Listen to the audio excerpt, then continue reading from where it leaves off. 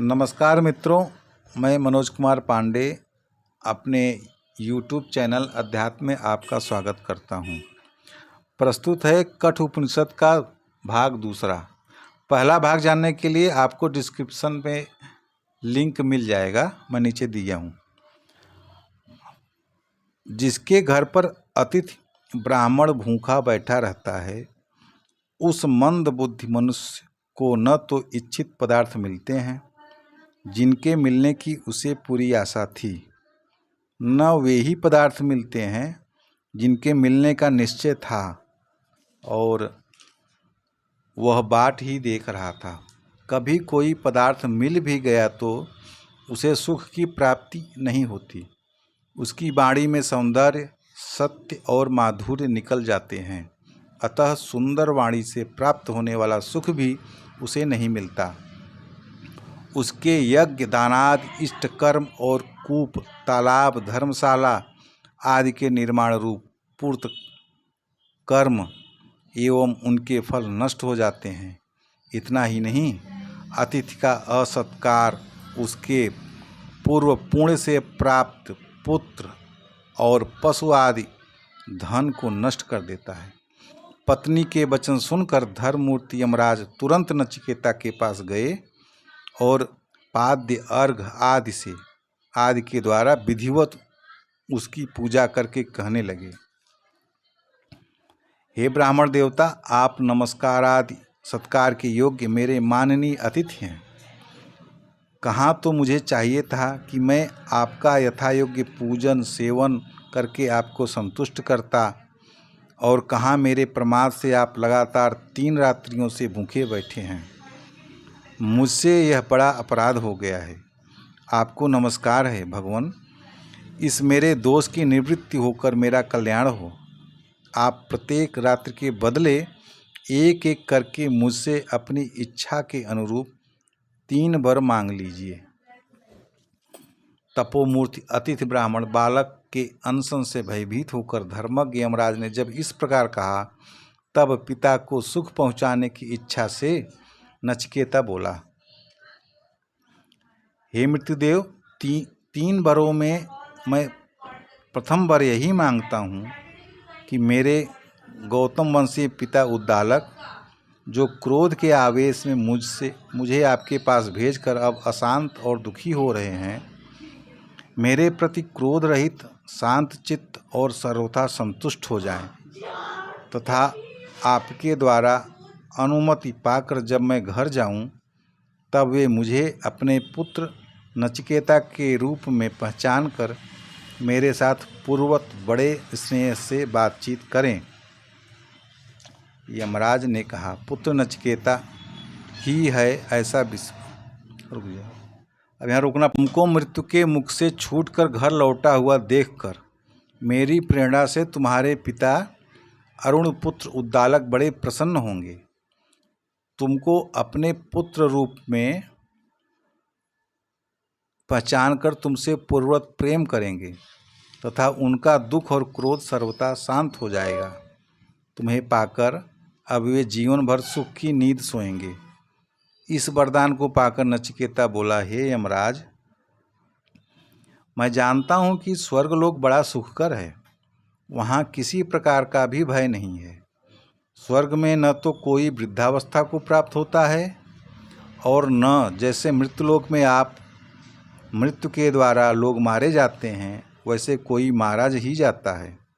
वहाँ मृत्युकालीन संकट नहीं है। यहाँ जैसे प्रत्येक प्राणी भूख और प्यास दोनों की ज्वाला से जलते हैं, वैसे वहाँ नहीं जलना पड़ता। वहाँ के निवासी शोक से तरकर सदा आनंद भोगते हैं, परंतु वह स्वर्ग अग्नि विज्ञान को जाने बिना नहीं मिलता। हे मृत्युदेव, आप उस स्वर्ग के साधनभूत अग्नि को यथार्थ रूप से जानते हैं। मेरी उस अग्नि विद्या में और आप में श्रद्धा है। श्रद्धावान तत्व का अधिकारी होता है, अतः आप कृपया मुझको उस अग्नि विद्या का उपदेश कीजिए, जिसे जानकर लोग स्वर्गलोक में रहकर अमृत तत्व को, देवत्व को प्राप्त। यह मैं आपसे दूसरा वर मांगता हूँ। तब यमराज बोले, नचिकेता, मैं उस स्वर्ग की साधना रूपा अग्नि विद्या को भली भांति जानता हूँ। तुमको यथार्थ रूप से बतलाता हूँ, तुम इसको अच्छी तरह से सुनो। यह अग्नि विद्या अनंत विनाश रहित लोक की प्राप्ति करने वाली है और उसकी आधार स्वरूपा है, पर तुम ऐसा समझो कि यह है अत्यंत गुप्त, विद्वानों की बुद्धि रूप गुफा में छिपी रहती है। उपर्युक्त प्रकार से अग्नि विद्या की महत्ता इतना कहकर यमराज ने उपर्युक्त प्रकार से अग्नि विद्या महत्ता और गोपनीयता बतलाकर यमराज ने स्वर्ग लोक की कारण रूपा अग्नि विद्या का रहस्य नचिकेता को समझाया। अग्नि के लिए कुंड निर्माण आदि में किस आकार की, कैसी और कितनी ईंटें चाहिए एवं अग्नि का चयन किस प्रकार किया जाना चाहिए, यह सब भली भांति समझाया। तदंतर नचिकेता की बुद्धि तथा स्मृति की परीक्षा के लिए यमराज ने नचिकेता से पूछा कि तुमने जो कुछ समझा हो वह मुझे सुनाओ। तीक्ष्ण बुद्धि नचिकेता ने सुनकर जैसा यथार्थ समझा था सब ज्यों का त्यों सुना दिया। यमराज उसकी विलक्षण स्मृति और प्रतिभा को देखकर बड़े ही प्रसन्न हुए और बोले। महात्मा यमराज ने प्रसन्न होकर नचिकेता से कहा, तुम्हारी अप्रतिम योग्यता देखकर मुझे बड़ी प्रसन्नता हुई है। इससे अब मैं तुम्हें एक वर और तुम्हारे बिना मांगे ही देता हूँ। वह यह कि यह अग्नि जिसका मैंने तुमको उपदेश दिया है तुम्हारे ही नाम से प्रसिद्ध होगी। साथ ही यह लो, मैं तुम्हें तुम्हारे देवत्व की सिद्धि के लिए यह अनेक रूपों वाली विविध यज्ञ विज्ञान रूपी रत्नों की माला देता हूँ, इसे स्वीकार करो। उस अग्नि विद्या का फल बतलाते हुए यमराज कहते हैं,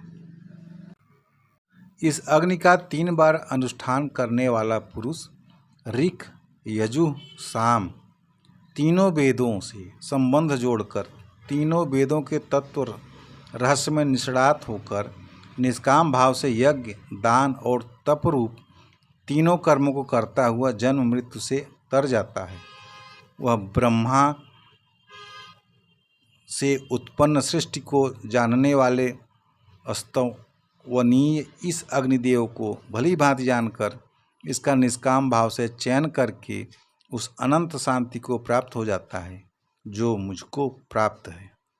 आकार की कैसी ईंटें हों और कितनी संख्या में हों एवं किस प्रकार से अग्नि का चयन किया जाए, इन तीनों बातों को जानकर जो विद्वान 3 बार नचिकेता का अग्नि विद्या का निष्काम भाव से अनुष्ठान करता है, अग्नि का चयन करता है, वह देहपात से पहले ही जन्म मृत्यु के पास को तोड़कर शोक रहित होकर अंत में स्वर्गलोक के अविनाशी ऊर्ध्वलोक के आनंद का अनुभव करता है। नचिकेता, तुम्हें यह उसी स्वर्ग की साधना रूपा अग्नि विद्या का उपदेश दिया है जिसके लिए तुम दूसरे वर में याचना की थी। अब से लोग तुम्हारे ही नाम से इस अग्नि को पुकारा करेंगे। नचिकेता, अब तुम तीसरा वर मांगो। नचिकेता तीसरा वर मांगता है, इस लोक के कल्याण के लिए पिता की संतुष्टि का वर और परलोक के लिए स्वर्ग के साधन रूप अग्नि विज्ञान का वर प्राप्त करके अब नचिकेता आत्मा के यथार्थ स्वरूप और उसकी प्राप्ति का उपाय जानने के लिए यमराज के सामने दूसरे लोगों के 2 मत उपस्थित करके उस पर उनका अनुभूत विचार सुनना चाहता है। इसलिए नचिकेता कहता है कि भगवान, मृत मनुष्य के संबंध में यह एक बड़ा संदेह फैला हुआ है। कुछ लोग तो कहते हैं कि मृत्यु के बाद भी आत्मा का अस्तित्व रहता है और कुछ लोग कहते हैं नहीं रहता है। इस विषय में आपका जो अनुभव हो वह मुझे बतलाइए। आपके द्वारा उपदेश पाकर मैं इस रहस्य को भली भांति समझ लूँ। बस तीनों वरों में से यही मेरा अभिष्ट तीसरा वर है। नचिकेता का महत्वपूर्ण प्रश्न सुनकर यमराज ने मन ही मन उसकी प्रशंसा की सोचा कि ऋषिकुमार बालक होने पर भी बड़ा प्रतिभाशाली है, कैसे गोपनीय विषयों को जानना चाहता है, परंतु आत्मतत्व उपयुक्त अधिकारी को ही बतलाना चाहिए। अनाधिकारी के प्रति आत्मतत्व का उपदेश करना हानिकर होता है। अतएव पहले पात्र की परीक्षा की आवश्यकता है। यों विचार कर यमराज ने इस तत्व की कठिनता का वर्णन करके नचिकेता को टालना चाहा। अब आगे मैं तीसरा भाग प्रस्तुत करूंगा। धन्यवाद मित्रों।